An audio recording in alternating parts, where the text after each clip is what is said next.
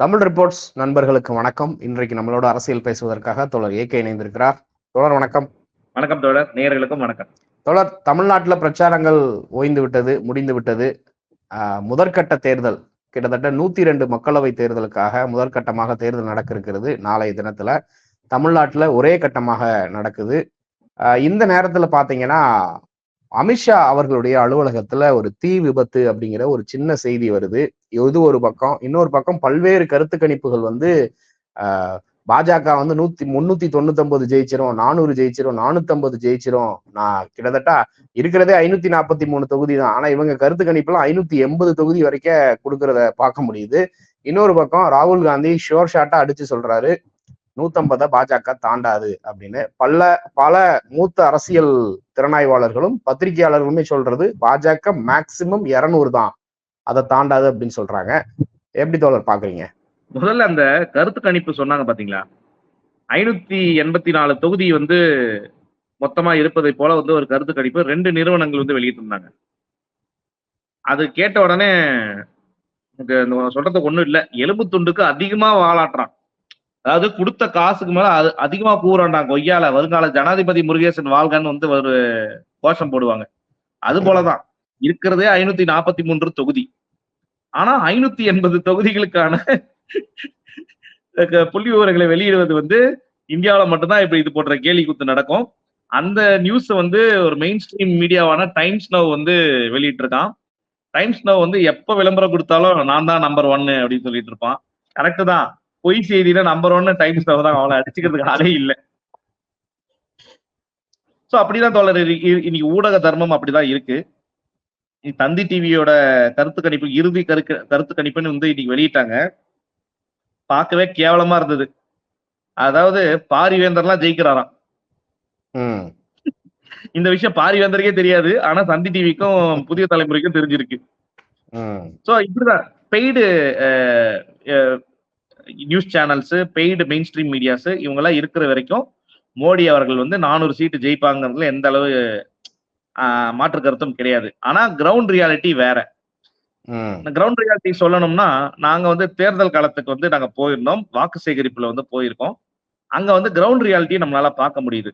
சாதாரண பெண்கள் அவங்க கேக்குறாங்க, எங்களுக்கு வந்து திமுக கூட்டணி வந்து வெற்றி பெற்றா 1 லட்சம் ரூபாய் கொடுத்துருவாங்களா, அந்த மகாலட்சுமி திட்டத்துல வந்து 8000 ரூபாய் மாசம் கொடுப்பாங்களான்னு கேட்டாங்க. நாங்க கண்டிப்பா கொடுப்பாங்க, ஏன்னா காங்கிரஸ் வந்து மேல ஆட்சி அமைச்சா கண்டிப்பா இங்க வந்து மாதம் 1000 ரூபாய் கொடுப்பது போல அந்த 8000 ரூபாய் கொடுப்பாங்க அப்படின்னு சொன்னோம். அதுக்கு அவங்க மாதம் 1000 ரூபாய் வாங்குற அந்த SMS எல்லாம் நமக்கு காமிச்சாங்க. காமிச்சு எங்களுக்கு முதலமைச்சர் கொடுத்திருக்காரு, கரெக்டா வந்துருது அப்படின்னு சொல்லியிருக்காங்க. இது வரைக்கும் வந்து நான் 8000 ரூபாய் வாங்கியிருக்கேன், 10,000 ரூபாய் வாங்கியிருக்கேன், ஒவ்வொருத்தரும் ஒரு தொகையை சொல்லிட்டு வந்தாங்க. ஏன்னா 10 மாசம் ஆயிடுச்சு இல்லைங்களா, அது கொண்டு வந்து 8 மாசம் 9 மாசம் ஆயிடுச்சு, இல்ல அதை வந்து சொல்லிட்டு வந்தாங்க. சோ மக்கள் வந்து ரொம்ப அப்டேட்டடா இருக்காங்க நம்மளை விட. நம்ம வந்து இந்த இத பத்தி பேசுறோம், மக்களுக்கு போய் சேருமான்னு நினைக்கிறோம். சோ மக்கள் அந்த அளவுக்கு வந்து அப்டேட்டடா இருக்காங்க. நீங்க சொன்னது போல பிரச்சாரங்கள் வந்து முடிந்து விட்டது தமிழ்நாட்டுல. வாக்காளர்கள் எல்லாமே நிச்சயம் அவங்களுக்கு பிடிச்ச கட்சி எது, அவங்களுக்கு எந்த கட்சி வந்து பெனிஃபிஷியரி ஸ்கீம்ஸ் எல்லாம் கொடுப்பாங்க, இதெல்லாமே யோசிச்சு வாக்களிக்கிற நேரம் வந்து விட்டது. Just 1 day left for the election. கண்டிப்பா தமிழக மக்கள் எப்பவுமே ரொம்ப ஸ்மார்ட். நீங்க சொன்னது போல 102 தொகுதிகளுக்கு வந்து ஒரே நாள்ல தேர்தல் நடக்குது. அந்த தமிழகத்துல வந்து ஒரே கட்டத்துல நடக்குது. நாளையோட தமிழகத்துல எலெக்ஷன் முடியுது. தமிழகம் எவ்வளவு ஒரு ஜனநாயக மாண்புகளை வந்து பின்பற்றும் ஒரு மாநிலம் என்பதற்கு இதை விட ஒரு எடுத்துக்காட்டு இருக்க முடியாது. நீங்க மற்ற மாநிலங்கள்ல, நான் மாநில மக்களை குறை சொல்ல மாட்டேன், எலெக்ஷன் கமிஷனுடைய குளறுபடிகளும் சிலது இருக்கு. இவங்க வந்து சில யுக்திகள் வந்து கையாளுவாங்க. வெஸ்ட் பெங்கால்ல, உத்தரப்பிரதேஷ்ல 5 கட்டம், 6 கட்டம், 9 கட்டம்னு வந்து பிரிச்சு மக்களை வந்து ஏதாவது ஒரு வகையில வந்து போலரைஸ் பண்ண ட்ரை பண்ணுவாங்க. ஆனா நீங்க அது தமிழ்நாட்டுல பண்ண முடியாதுன்றது அவங்களுக்கு தெரிஞ்சுதான் ஒரே நாள்ல வச்சுட்டா இதுக்கு பெட்டர், 2 நாள் 3 நாள் வைக்கும் போது அது நமக்கு பாதகமா தான் முடியும் அப்படின்னு வந்து அவங்க ஃபீல் பண்ணதுனால தமிழ்நாட்டுல வந்து ஒரே நாள்ல 40 தொகுதிக்கும் வந்து வச்சிருக்காங்க. இது ஜனநாயகத்தின் வெற்றி, தமிழ்நாட்டிற்கு கிடைத்த வெற்றி, நம்மளுடைய பகுத்தறிவுக்கும் நம்மளுடைய நுண்ணறிவுக்கும் கிடைத்த ஒரு வெற்றி தோழர். அப்புறம் நீங்க வந்து சொன்னீங்க, ராகுல் காந்தி அவர்கள் வந்து பரப்புரை எல்லாம் மேற்கொண்டு வராரு, அவருக்கு எந்த அளவுக்கு வந்து ஆதரவு இருக்கு அப்படின்னு சொன்னீங்க. ராகுல் காந்தி தான் வந்து இன்னைக்கு தேர்தலின் கதாநாயகனே அவரு தான். மோடியை வந்து எல்லாரும் வில்லனா தான் பாக்குறாங்க. அவர் எது பேசினாலும் மக்கள் நம்ப தயாரா இல்ல. எது பேசினாலும் இது ஏன் 10 வருஷமா செய்யல அப்படின்னு வந்து கேட்க ஆரம்பிச்சிருக்காங்க. உதாரணமா சொல்ல போனா மீனவர்களுக்கான நலத்திட்டங்கள் நாங்க கொண்டு வரோம்னு சொல்றாங்க. அப்ப 10 வருஷமா நீங்க மீனவர்களுக்கு என்ன நலத்திட்டம் கொண்டு வந்தீங்கன்னு கேட்டா அதுக்கான பதில் இல்ல. நாங்க எய்ம்ஸ் கட்ட போறோம். எங்களுக்கு ஒரு வாய்ப்பு கொடுங்கன்னு மதுரையில போய் கேட்கறாங்க. அப்ப இவ்வளவு நாளா நீங்க எய்ம்ஸ் கட்டலையா அப்படிங்கிற மக்கள் அங்க கேட்கறது புரிஞ்சுக்க முடியுது. அதுல ஒரு செங்கலை எடுத்து வந்து உதயநிதி அவர்கள் கேட்ட கேள்விக்கு இது வரைக்கும் பதில் இல்ல. சோ இது போற இவங்க எல்லா விஷயத்திலும் கலெக்டிவா வந்து தோற்று போய் இருக்காங்க. அந்த ஒரு பாயிண்டையும் ராகுல் காந்தி அவர்கள் ரொம்ப அழகாக அந்தந்த மாநிலத்திற்கு ஏற்ற பிரச்சனைகளை எடுத்து அவர்கள்கிட்டே சொல்லி, அது மட்டுமல்லாது நியாய பத்ரா அப்படிங்கிற அந்த எலெக்ஷன் மேனிஃபெஸ்டோல எல்லா தரப்பு மக்கள் ஒரு இன்க்ளூசிவ்னஸ் வந்து இருக்கு. ஏழை மக்கள், மாணவர்கள், விவசாயிகள், பெண்கள், திருநங்கைகள், எல்ஜிபிடி கம்யூனிட்டிக்கு கூட வந்து அதுல வந்து சட்டங்கள் இருக்கு. அவங்களுக்கான முக்கியத்துவம் இருக்கு. Street animals, street pet dogs அவங்களுடைய மெயின்டெனன்ஸ், அவங்கள வந்து எப்படி கட்டுப்படுத்துறது முதற்கொண்டு எல்லாத்துக்கும் வந்து பாலிசிஸ் வந்து ஸ்ட்ராங்கான பாலிசிஸ் கொண்டு வரோம். Right to education, right to employment, இப்போ ரைட் டு எஜுகேஷன் ஆல்ரெடி இருந்தது. ரைட் டு எம்ப்ளாய்மெண்ட் வந்து நாங்க கொண்டு வருவோம், கான்ஸ்டிடியூஷனல் கேரண்டியா கொடுப்போம்னு சொல்றதெல்லாம் வந்து வேற லெவல் சம்பவம். அது ராகுல் காந்தி முழுக்க முழுக்க ஒரு கான்ஸ்டிடியூஷன் ஓரியன்டாக கான்ஸ்டிடியூஷனை வலுப்படுத்தும் விதமாக ஒரு எலெக்ஷன் மேனிஃபெஸ்டோ வந்து கொடுத்திருக்காரு. அது வந்து மக்கள் மன்றத்துல கொண்டு போய் சேர்க்கப்பட்டிருக்கான்னா நிச்சயம் சேர்ந்திருக்கு. அதுக்கு வந்து நானே சாட்சி. நம்மளுடைய பெண்கள் எல்லாருமே வந்து இந்த மகாலட்சுமி திட்டத்துல வந்து அவ்வளவு ஆர்வமா இருக்காங்க. வருஷத்துக்கு வந்து 1 லட்சம் ரூபாய் கொடுப்பாங்கன்னு சொல்லிட்டு. சோ தேர்தல் மேனிஃபெஸ்டோ வந்து ரொம்ப ஸ்ட்ராங்கா இருப்பதால் ராகுல் காந்திக்கு வந்து வெற்றி வாய்ப்பு வந்து ரொம்ப ஒரு ஃபேவரபிளா இருக்கு. அது மட்டுமல்லாது கருத்து கணிப்பிலும் ரொம்ப நடுநிலையான ஊடகங்கள், அமைப்புகள் இவைகள் நடத்தும் கருத்து கணிப்புகள் எல்லாமே காங்கிரஸ் வந்து 326 சீட்டு ஜெயிக்கும், 300 சீட்டுகள் மேல ஜெயிக்கும்னு சொல்றாங்க. பெய்டு புரோக்கர்ஸ் மட்டும்தான் சொல்லி வச்சாப்புல அந்த 399, 400, 380 இப்படின்னு போட்டுட்டு இருக்காங்க. சோ களம் வந்து ரொம்ப காங்கிரஸ்க்கும் இந்தியா கூட்டணிக்கும் தான் சாதகமா இருக்கு. புள்ளி விவரங்கள் அடிப்படையில் பார்த்தாலுமே சரி, போன எலெக்ஷன்ல அதாவது 2019ல எந்தெந்த கட்சிகள் எவ்வளவு வாக்கு வங்கி வச்சிருந்தாங்கன்றத இன்னைக்கு வந்து நம்ம ஒரு கூட்டணி அமைப்பா வந்து பார்த்து அதை வந்து கால்குலேட் பண்ணாலே அட்வான்டேஜ் இந்தியா தான். ஏன்னா அந்த கூட்டணியே வந்து பாத்தீங்கன்னா ஆஸ் எ கூட்டணியா அவங்க வந்து இப்போதைக்கு வந்து ஆன் பேப்பர்ஸ் 303 இடங்கள், 305 இடங்கள் வந்து அவங்க பெறக்கூடும். 305 சாரி 303 அவங்களோட நம்பர்ஸ் ஞாபகம் வருது. 305 ஆன் பேப்பர்ஸ். இது கூட நீங்க ஆன்டி இன்கம்பன்சி சேர்த்துங்க.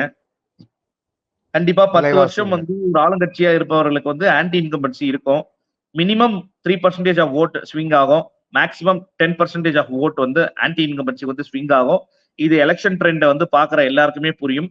ஸோ 3% ஓட் ஸ்விங் ஆனாலே வந்து அது ஒரு மேசிவ் டிஃபிட்டுக்கு தான் போகும். 10% ஓட் டிரான்ஸ்பர் ஆச்சுன்னா அது வந்து ஒரு லேண்ட்ஸ்லைடுன்னு சொல்லுவாங்க, மிகப்பெரிய நிலச்சரிவுன்னு சொல்லுவாங்க. அது போல அது ஒரு மிகப்பெரிய லேண்ட்ஸ்லைடு டிஃபீட்டாக போய் முடியும். ஸோ 3%, 10% ஆன்டி இன்கம்பன்சி ஓட் எவ்வளவு போலரைஸ் ஆகுங்கிறதா இந்த எலெக்ஷனுடைய சூட்சமே. அது நம்ம ஜூன் 4 வரைக்கும் வெயிட் பண்ணி தான் பார்க்கணும். பிகாஸ் நியூட்ரல் ஓட்டர்ஸ் எப்படி வாக்களிக்கிறாங்கிறத வந்து நம்ம வெயிட் பண்ணி தான் பார்க்கணும். ஆனா சில சமிஞ்சைகள் என்னன்னா அவங்க எல்லாமே ரொம்ப அதிருப்தியில் இருக்காங்க. எந்த ப்ராக்ரஸும் இல்லை, எந்த டெவலப்மெண்ட்டும் மோடி அரசாங்கத்துக்கிட்ட இல்லை, மக்கள் மனதை வென்றெடுக்கும் திட்டங்கள் எதுவுமே இல்லை இந்த 10 வருஷத்துல. வெறும் மத ரீதியாகவும் கோயில்களை கட்டுகிறேன், அதே போல மசூதிகளை வந்து நாங்க வந்து அதுக்குள்ள இந்து மக்களுக்கு வந்து வழிபாடு உரிமைகளை வாங்கிட்டு இருக்கிறோம். இது போன்ற விஷயங்களை தான் அவங்க கையில் எடுக்கிறாங்க. கியான் வாபி விஷயத்துக்காக இருக்கட்டும், இல்ல பாபர் மஸ்ஜி வந்து டெமாலிஷ் பண்ணிட்டு இன்னைக்கு ராமர் கோயில் அயோத்தியில கட்டுவதாக இருக்கட்டும், இது போன்ற அடுத்து நான் வந்து கிருஷ்ணருக்கு வந்து நான் கோயில் எழுப்புவேன், இது போன்ற விஷயங்கள் தான் அவங்க ரொம்ப அதிகம் கவனம் செலுத்துறாங்க. மக்களுடைய infant mortality rate, maternity mortality rate, sustainable development, அப்புறம் அர்பனைசேஷன், அக்ரிகல்ச்சரல் இண்டெக்ஸ், அதே மாதிரி women growth index, nutritional index, மேல் நியூட்ரிஷனு, அப்புறம் இண்டஸ்ட்ரியல் க்ரோத்து, நீங்க டெக்ஸ்டைல் இண்டஸ்ட்ரியோட எமர்ஜென்சி அதுல பாத்தீங்கன்னா பங்களாதேஷ் வந்து ரொம்ப சூப்பரா வந்து பண்ணியிருக்காங்க லாஸ்ட் 10 இயர்ஸ்ல. டெக்ஸ்டைல் இண்டஸ்ட்ரியில மிகப்பெரிய ஒரு தேக்க நிலையே இருக்கு. 2014 நம்ம எந்த அளவு உற்பத்தி செஞ்சோமோ அதே அளவு தான் உற்பத்தி பண்ணிட்டு இருக்கோம். காரணம் ஜிஎஸ்டி என்னும் அரக்கன். ஒட்டுமொத்தமாகவே ஜிஎஸ்டி வந்து நாட்டுல இருக்கிற எல்லா தரப்பு மக்களுடைய வளர்ச்சியும் வந்து தேக்க நிலையில வச்சிருக்கு. நிறைய பேரை வீட்டுக்கு அனுப்பியிருக்கு. வேலையின்மை வந்து அதிகமா இருக்கு. சிறு குறு தொழில்கள் எல்லாம் நசுக்கப்பட்டிருக்கு. போதாக்குறைக்கு டிமானிட்டைசேஷன்ல நடுத்தர மக்களுடைய எக்கானமில ஒரு சர்ஜிக்கல் ஸ்ட்ரைக்னு நம்ம சொல்லலாம். ஆக்சுவலா அது வந்து பிளாக் மணியை வந்து அவங்க ஒன்றும் செய்யல. நடுத்தர மக்களுடைய எக்கானமி மீது தொடுக்கப்பட்ட ஒரு சர்ஜிக்கல் ஸ்ட்ரைக் தான் டிமானிட்டைசேஷன் 1. டிமானிட்டைசேஷன் 2 வந்து பெரும் செல்வந்தர்களுக்கு அவங்க பணத்தை பத்திரமா வந்து எக்ஸ்சேஞ்ச் பண்றதுக்கான ஒரு ஏற்பாடு தான் டிமானிட்டைசேஷன் 2. ஏன்னா டிமானிட்டைசேஷன் 2ல எந்த பொதுமக்களும் பாதிக்கப்படல. செல்வந்தர்களுக்கு போதுமான டைம் கொடுத்து உங்க பணத்தை எடுத்துட்டு வந்து பத்திரமா பேங்க்ல மாத்திக்கோங்க அப்படிங்கிற அந்த விஷயத்தை எல்லாம் செய்தார்கள். இது எல்லாமே பார்க்கும்போது ரொம்ப ஒரு கோஹரண்ட் பாயிண்ட் என்னன்னா, இவங்க கார்பரேட்டுகளுக்காகவும் மேல் மட்டத்துல இருக்கிற பார்ப்பனியர்களுக்காகவும் தான் இவங்க வந்து இந்த 10 வருஷத்துல சட்டங்களையும் திட்டங்களையும் தீட்டி இருக்காங்க. பல்வேறு கட்டத்தில் நடந்த மக்கள் போராட்டத்தில் மூலமாக கிடைத்த மண்டல் ரிசர்வேஷன் ஓபிசிகளுக்கு 27%. ஆனா எந்த ஒரு போராட்டமும் இல்லாம ஜஸ்ட் லைக் தட் ஒரு கான்ஸ்டிடியூஷனல் அமெண்ட்மெண்ட்ல வந்து 10% இடபிள்யூஎஸ் அது வந்து அவங்க கொண்டு வந்து அந்த முன்னேறிய சமுதாயத்திற்கு கொடுத்தது எல்லாம் வந்து இந்த நாட்டு மக்கள் பார்த்துதான் இருக்காங்க. 6 லட்சம் ரூபாய் சம்பாதிக்கிறவங்க கூட வந்து 50,000 ரூபாய் மாசம் சம்பாதிக்கிறவங்க கூட வந்து முன்னேறிய வகுப்பில் ஒரு ஏழை தான் அப்படி சொல்லி அவங்களுக்கு நீங்க சலுகைகள் கொடுப்பதெல்லாம் நாட்டு மக்கள் பார்த்து வந்து கொந்தளிச்சு போயிருக்காங்க. அதே போல பீமா கோரேகன் அந்த போராட்டத்துல ஈடுபட்ட இளைஞர்களை கைது செய்து ஜார்க்கண்ட்ல ட்ரைபல் பழங்குடியின மக்களுக்காக போராட்டம் நடத்திய அந்த இளைஞர்களையும் வந்து கைது செஞ்சு அதற்காக வந்து முன்னின்ற தலைவர்களை கைது செய்து ஃபாதர் ஸ்டான்சாமி போன்ற ஆட்கள், வரவர ராவ் போன்ற ஆட்களை எல்லாம் வந்து கைது செய்து இங்க வந்து ஒரு பிரஸ் ஃப்ரீடம் எதுவும் இல்லை, ஜனநாயக ரீதியான அமைப்புகளுக்கு போராடுவதற்கும் தடை, ஸ்டெர்லைட் போன்ற போராட்டங்கள்ல வாயில சுடுறது, இப்படி எண்ணற்ற கொடுமைகளை வந்து செஞ்ச பிஜேபியோட அந்த விஷயங்களை வந்து மக்கள் அவ்வளவு எளிதில் வந்து மறக்க மாட்டார்கள். நிச்சயம் இது எல்லாமே வந்து பேசு பொருளா இருக்கு. எலெக்ஷன் நியாய பத்ரா ஜெயிக்குதா இல்ல சங்கல்ப பத்ரா ஜெயிக்குதாங்கிறத வந்து நம்ம ஜூன் 4 வரைக்கும் வெயிட் பண்ணி கண்டிப்பா பார்க்க நானும் ஆவலா இருக்கேன். நீங்களும் ஆவலா இருப்பீங்கன்னு நம்புறேன். கண்டிப்பா தோழர். ஒரு சிறிய கேள்வி. இந்த இதுல ஒண்ணு மறந்துட்டோம் நம்ம. ஆக்சுவலா அமித்ஷா அவருடைய அலுவலகத்துல தீ விபத்து, சில கோப்புகள் எரிந்து விட்டன. இது எதை காட்டுது அப்படின்னா, அவங்களே ஒத்துக்கிட்டாங்க ஆட்சி மாற்றம் நிகழப்போவது உறுதி, அடுத்த ஆட்சி வர்றப்ப கண்டிப்பா இவங்க பண்ண பித்தலாட்டங்கள்லாம் தெரியும், அதனால இப்பவே கோப்புகள் எல்லாம் எரிச்சிடலாம், அதை ஒரு விபத்து போல கொண்டு வந்துடலாம். எப்படி ரஃபேல் இதுல வந்து நடந்ததோ அந்த மாதிரி ஒண்ணு நடந்திருக்க வாய்ப்பு இருக்குன்னு இப்போ பரவலா ஊடகங்கள்ல பேச்சுவார்த்தைகள் அடிபட்டு இருக்கு. அதை எப்படி தோழர் பாக்குறீங்க? நீங்க சொன்னதை வச்சிருந்தே சொல்றேன். ரஃபேல் ஸ்கேம் நடந்தது ஊரறிஞ்ச ஒரு விஷயம், கரெக்டுங்களா? முதல்ல வந்து ஒரு விலையை வந்து நிர்ணயிக்கிறோம். அதன் பிறகு வந்து பிரைம் மினிஸ்டர்ஸ் ஆபீஸ்ல இருந்து டபுள் நெகோசியேஷன் செய்து பிஎம்ஓ ஆபீஸ்ல இருந்து எங்களுக்கு வந்து பிரஷர் வந்தது, அதனாலதான் நாங்க வந்து பிரஷர் ரேட்டை வந்து மாத்துறோம் அப்படின்னு வந்து பல தகவல்கள் வந்து வெளிவந்தது. அந்த கோப்புகளை எல்லாம் வந்து ஹிந்து நாளிதழ் வந்து எடுத்து பொது வெளியில வந்து விட்டாங்க. அதன் பிறகு ஹிந்து நாளிதழுக்கும் பிஜேபிக்கும் எவ்வளவு பெரிய முரண் வந்ததுன்னு நமக்கு தெரியும். அப்படியெல்லாம் இருக்கும் பட்சத்தில் அந்த டாக்குமெண்ட்ஸ் எல்லாம் வந்து பாத்தீங்கன்னா கோர்ட்டுக்கு வரும்போது நீதிபதி உச்ச நீதிமன்ற தலைமை நீதிபதி ரஞ்சன் கோகோய் அவர்கள் வந்து கேட்கிறாங்க, முறைகேடு நடந்ததாக சொல்றீங்க இல்லையா, அதற்கான ஆவணங்கள் வந்து இருக்கும் இல்லையா, அதை கொண்டு வாங்க அப்படின்னு சொல்றாங்க. எங்க கிட்ட அந்த ஆவணங்கள் கிடையாது, அது வந்து தொலைந்து விட்டது, காணாம போயிடுச்சு அப்படிலாம் வந்து சொன்னாங்க. அதையும் ஏற்றுக்கொண்டு ரஞ்சன் கோகோய் அவர்கள் வந்து ஒரு அற்புதமான நாடே பாராட்டும் போற்றும் ஒரு தீர்ப்பை வந்து கொடுத்து அதுல எந்த ஊழலும் நடக்கல அப்படின்னு சொல்லி அது உங்களுக்கு ஒரு கிளீன் ஷீட் கொடுத்தாரு. கிளீன் ஷீட் கொடுத்ததற்கு நன்றி கடனாக இவருக்கு வந்து ராஜ்யசபா எம்பி வந்து கொடுத்து அழகு பாக்குறாங்க. சோ இதுதான் வந்து ஒரு சாம்பிள். இப்போ டிபார்ட்மெண்ட் ஆஃப் பர்சனல் ட்ரைனிங் அப்படிங்கிற அமித்ஷாவுடைய கட்டுப்பாட்டுல இருக்கிற இந்த இடத்துல தான் வந்து பாத்தீங்கன்னா ministry of department of personnel and training, இந்த இடத்துல இருந்த டாக்குமெண்ட்ஸ் வந்து தீப்பிடிச்சு எரிஞ்சிருக்கு அப்படின்னு ஃபியூச்சர்ல சொல்றதுக்கான அதிக வாய்ப்புகள் இருக்கு. ஏன்னா இவங்க தீப்பிடிக்கிறதுனாலே வந்து எதையோ ஒன்னத்தை இவனுங்க சிறப்பா செய்ய போறாங்கன்னு தான் அர்த்தம். ஏன்னா இவங்களுடைய யோகித்தை அந்த மாதிரி, இவங்களோட பாஸ்ட் ரெக்கார்ட்ஸ் அந்த மாதிரி. அதனால நிச்சயம் இது போல ஒரு விஷயம் ஃபியூச்சர்ல, ஐயா நீங்க கேட்கிற டாக்குமெண்ட் இருந்துச்சு, ஆனா ஏப்ரல் 16ஆம் தேதி காலையில 9:15 அமித்ஷா ஐயாவுடைய அலுவலகத்துல இருந்த அந்த டிபார்ட்மெண்ட் ஆஃப் பர்சனல் ட்ரைனிங் அந்த ரூம்குள்ள இருந்த அந்த டாக்குமெண்ட்ஸ்ல தீப்பிடிச்சு எரிஞ்சிருச்சு ஐயா அப்படின்னு இவங்க சொல்றதுக்கான அதிக வாய்ப்புகள் இருக்கு. அதுக்குதான் இன்னைக்கு ஸ்கிரிப்ட் எழுதியிருக்காங்க. ஆட்சி மாற்றம் குறித்தும் தேர்தல்ல இவர்களுக்கு மக்கள் ஆதரவு இல்லை என்பது குறித்தும் உளவுத்துறை தகவல்கள் இவங்களுக்கு வந்து சேர்ந்திருக்கும். அதனால ஏதாவது ஒரு ஃப்ராடு தனத்தை பண்றதுக்காக அந்த டாக்குமெண்ட்ஸ் எல்லாம் எரிச்சு வச்சிருப்பாங்க. மேபி அதுல வந்து என்னென்ன ஒப்பந்தம் பண்ணியிருக்கோம், அந்த ஒப்பந்தத்தை யாரெல்லாம் ஓவர்லுக் பண்ணி, இப்போ உதாரணமா சொல்ல போனா ஸ்ரீலங்கால இந்த ஒரு மின்சாரத்துறையத்துல அந்த வாரியத்துல இருந்த ஒரு அதிகாரி வந்து சொன்னாரு, எங்களுக்கு இந்தியாவில இருந்து பிரஷர் வந்தது, அதானிக்கு இந்த ப்ராஜெக்ட் பிரைம் மினிஸ்டர்ஸ் ஆபீஸ்ல இருந்து எங்களுக்கு ப்ரெஷர் வந்தது, அதானிக்கு வந்து இந்த ப்ராஜெக்ட கொடுங்கன்னு சொல்லிட்டு. பிரைம் மினிஸ்டர்ஸ் ஆபீஸ்ல போய் சோனியா காந்தியா இருப்பாங்க, நரேந்திர மோடி தானே இருப்பாரு. சோ இதெல்லாம் ஊரறிஞ்ச விஷயம். ஃபியூச்சர்ல ஏதாவது ஒரு டாக்குமெண்ட் காணாமல் போனா அது இந்த ரூம்ல தான் காணாம போச்சுன்னு சொல்லுவாங்க. இதெல்லாம் அவங்க செய்யலன்னா தான் தோழர் ஆச்சரியம். மக்கள் மீதும் மக்களாட்சி மீதும் இவங்களுக்கு நம்பிக்கை கிடையாது. எல்லாமே குறுக்கு புத்தி, எல்லாமே குறுக்கு வழி.